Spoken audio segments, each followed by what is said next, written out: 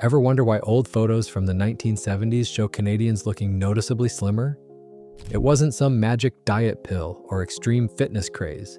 It was simply how people lived: smaller portions, home-cooked meals, kids playing outside until dark, and walking everywhere were just normal life.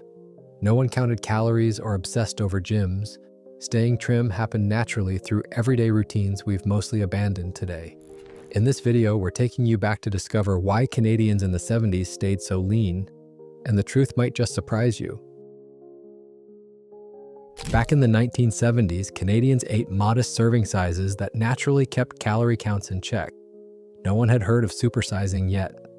Soft drinks came in those cute little 6.5-ounce glass bottles, the kind you'd return for a nickel deposit, making one soda feel like a genuine treat instead of a bucket of sugar. A cheeseburger at the local drive-in was a simple, satisfying thing, around 330 calories, just meat, cheese, and a bun. Nothing like today's towering, sauce-drenched monsters. At home, families used smaller dinner plates, and a normal portion filled you up without mountains of food staring back at you. Second helpings, maybe a modest scoop if you were still hungry, but often you just didn't need it. There was no endless breadsticks, no bottomless fries, no make it a large for 50 cents more. You ordered a meal, you ate it, you were done. It wasn't deprivation, it was just enough, and your body knew when to stop. Most meals in the 70s were cooked at home from scratch, and pre-packaged convenience foods were still a novelty gathering dust on a few grocery store shelves. Walking into a Canadian home around dinner time, you'd smell a roast in the oven or a stew bubbling on the stove. Real food made with care.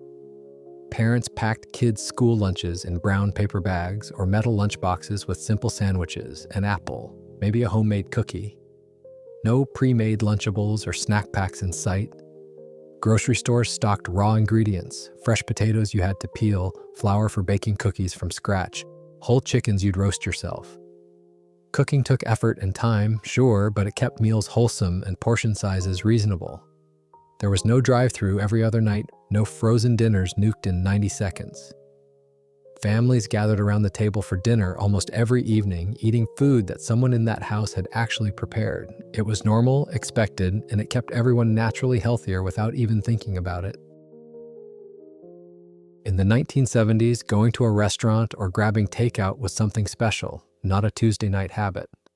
A birthday or anniversary might be one of the few times all year a family went to the local diner or drive-in for burgers and fries, and kids would talk about it for weeks. Fast food chains like McDonald's and A&W existed, sure, but a trip there was occasional, maybe once a month if you were lucky. You remember the excitement of piling into the car for a drive-through meal or an ice cream cone because it didn't happen every week. Most nights, families ate dinner at home around the table, so high-calorie restaurant fare simply wasn't part of the daily routine. Going out to eat wasn't something you did because you were too tired to cook or didn't feel like making dinner. It was an event, a celebration, something you looked forward to and savored. That meant Canadians weren't regularly loading up on extra-large portions, deep-fried sides, and sugary drinks the way we do now. Home-cooked meals kept calorie intake reasonable, and eating out stayed exactly what it should be, a treat. People in the 70s didn't constantly snack between meals. Sugary treats and sodas were indulgences you actually had to think about, not automatic grab-and-go purchases. Children might get a candy bar or a bag of chips as a Friday night treat with their weekly allowance at the corner store, making it feel special instead of routine. Most adults stuck to 3 square meals a day, and an afternoon snack usually meant just a cup of tea or coffee, often unsweetened. Not a handful of cookies or granola bar sodas, or pop, as Canadians called it, were reserved for special occasions or weekends. A family might share a single 6-pack of cola over an entire week, making sweet drinks feel like something to savor, not guzzle. There were no vending machines on every corner, no candy displays at every checkout counter tempting you to impulse buy. You ate breakfast, lunch, and dinner, and that was it. If you were hungry between meals, you waited, or maybe grabbed an apple. Snacking wasn't a lifestyle, it was an exception, and that alone kept calorie intake under control without anyone needing to diet. Walking or biking was simply how Canadians got around in the 1970s. It wasn't exercise, it was just life. About 80% of 7 and 8-year-old kids walked or biked to school in 1971, often in groups with friends with a trusty crossing guard waiting at busy corners to wave them across. Many households had only one car, so kids walked to the local playground or pool, and parents might take the bus or walk to nearby shops, carrying groceries home in their arms or a cloth bag. Neighborhoods were more pedestrian-friendly back then. It was completely normal to see people strolling to the corner store, the post office, or a friend's house a few blocks away. Walking wasn't something you had to schedule or motivate yourself to do. It was just an unremarkable part of running errands and getting through the day. No one drove 2 minutes to pick up milk or drop kids at school 3 blocks away. You laced up your shoes, stepped outside, and walked. All that daily movement, morning walks to school, afternoon trips to the store, evening strolls around the neighborhood, added up to hours of activity every week, keeping Canadians naturally fit without ever setting foot in a gym. Without today's digital entertainment, Canadian kids in the 1970s spent hours playing outdoors, and all that running around kept them constantly moving. Streets and backyards were full of children playing tag, Red Rover, street hockey, or riding bikes until the streetlights came on. Nobody had to tell them to exercise, they just did it for fun.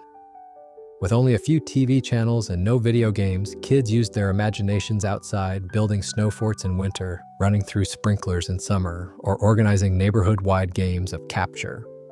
The flag active play wasn't a scheduled activity, it was the default. After school, parents would say, "Go outside and play." And off you went, roaming the neighborhood with friends, climbing trees, playing hide and seek, racing bikes down hills. You didn't come inside until you were called for dinner, often sweaty, dirty, and happily exhausted. There were no screens to distract, no apps to scroll, no reason to stay indoors. Playing meant moving, and moving meant burning energy without even realizing it. Kids stayed slim not because they were forced to work out, but because fun itself was active, physical, and outdoors. People in the 70s did more physical work at home because labor-saving devices and hired services simply weren't as common yet. Mowing the lawn meant pushing a heavy hand mower across the yard yourself. And when winter snowstorms hit, families bundled up and shoveled driveways by hand. No snowblowers for most households. Housework demanded real effort too. Washing dishes by hand was the norm since automatic dishwashers were only just becoming standard. And laundry often got hung on a clothesline outside, turning a simple chore into a mini workout of bending, reaching, and carrying wet baskets. Even kids had active chores, delivering newspapers on foot or by bike, raking leaves into giant piles, walking the dog around the block twice a day. These weren't gym sessions, they were just everyday tasks that kept everyone moving and added to daily calorie burn without anyone thinking twice about it. You didn't hire someone to mow your lawn or pay for a cleaning service. You did it yourself, and your body stayed active as a result.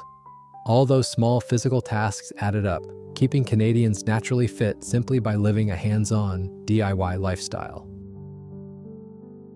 A much larger share of Canadians worked in jobs that kept them on their feet or required manual labor in the 1970s, compared to today's largely sedentary, desk-bound workforce. It wasn't unusual for a parent to work in a factory, on a construction site, or on a farm, lifting, carrying, bending, and moving all day long as part of the job, not sitting in front of a screen. Even office and retail jobs involved more movement back then. Clerks walked around stockrooms fetching inventory, secretaries delivered memos in person and fetched files from filing cabinets, and there were no emails or computers to do those tasks remotely.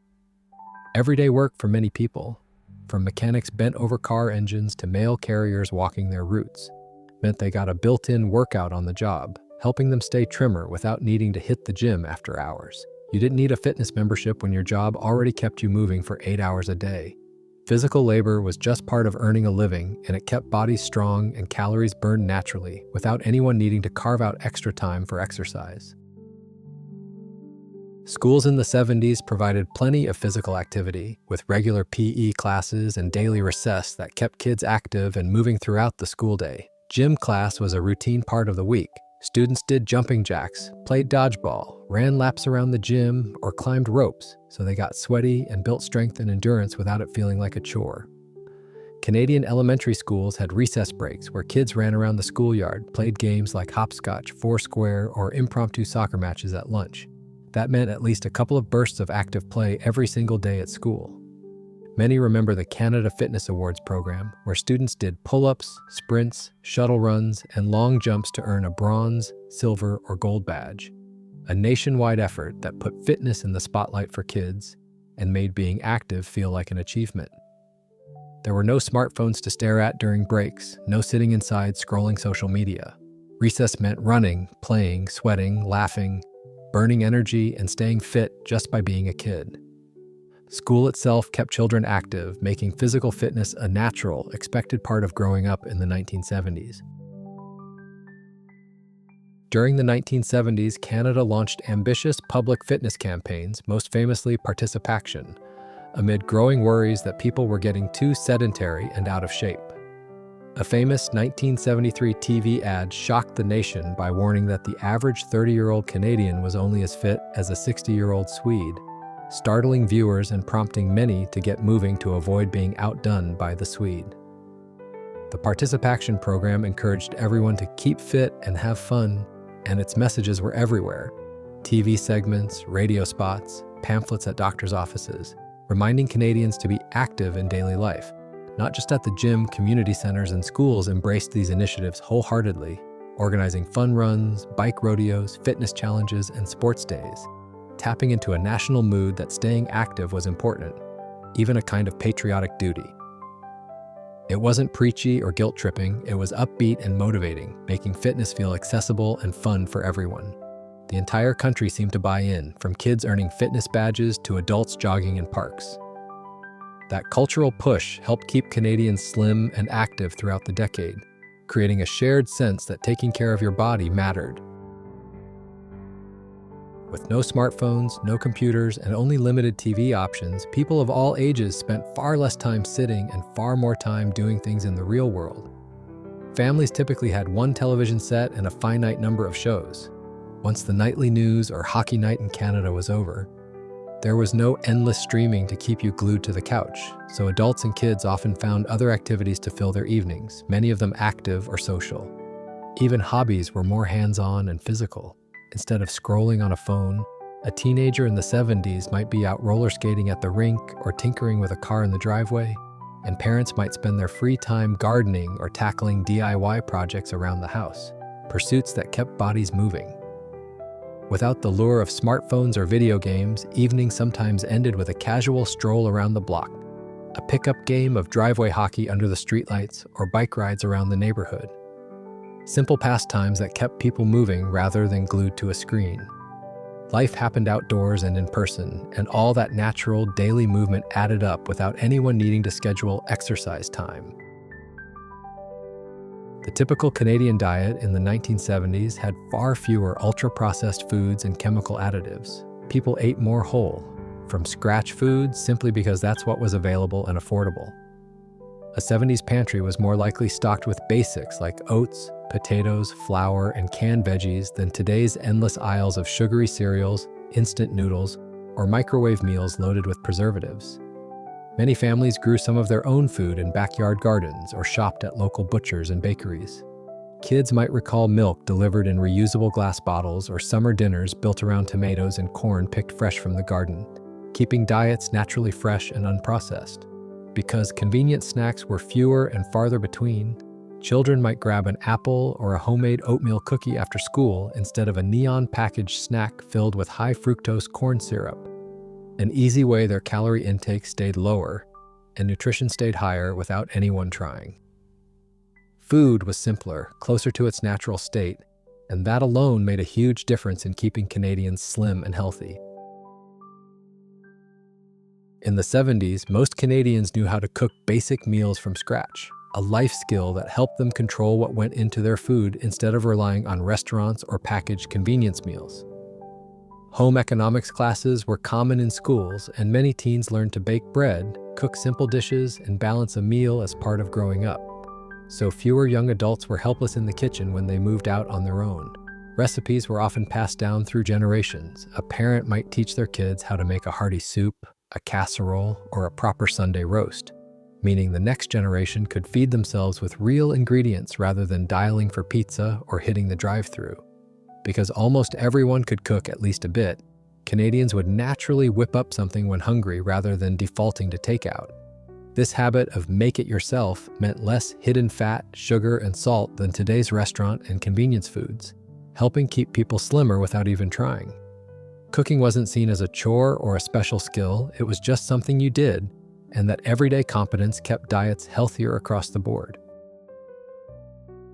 Entertainment and social life in the 70s often involved movement and physical fun, rather than staying home sitting still in front of screens. Teenage socializing frequently meant heading to a roller skating rink, a school dance where you'd move and groove all night, or even going bowling with friends, all activities that burned calories while you laughed and had a good time without even thinking about exercise. On weekends, families might pack up and head to parks for picnics and play frisbee, toss a football around, or take long bike rides together through the neighborhood. Instead of spending the entire day sprawled on couches, leisure time naturally doubled as low-key exercise. Organized recreational sports were hugely popular too. Kids might play street hockey on outdoor rinks or join neighborhood baseball games, and adults often joined community softball or curling leagues, making staying active a normal, enjoyable part of social life and fun. You didn't need to force yourself to work out. Your hobbies, hangouts, and downtime already kept you moving, active, and fit as a side effect of simply enjoying life with friends and family.